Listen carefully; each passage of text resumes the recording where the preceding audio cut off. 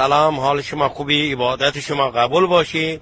انشالله قبر امام حسین علیه السلام قسمت شما باشه. متشکرم آقا. شما در انتخابات شرکت میکنید؟ بله، وظیفه اسلام ماست. هر کسی که در این شرکت انقلاب ما نکرد اصلا مسلمان نیست. وظیفه ماست اولی آخر تا رهبرم جانم فدا کنم. اصلا امکان زن بچه‌ام در راه این دین تا آخرین لحظه با امریکا و اسرائیل هم مشت محکم دهانشو میزنم. من تا قیامتم بر امیرالمومنان پرچمش دست میگیرم.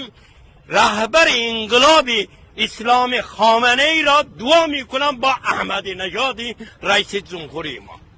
فکر میکنید نماینده مجلس چه وظیفه‌ای در برابر مردم؟ وظیفه اسلام، نماینده باید وظیفه اسلام را ادا کنه، نه اینکه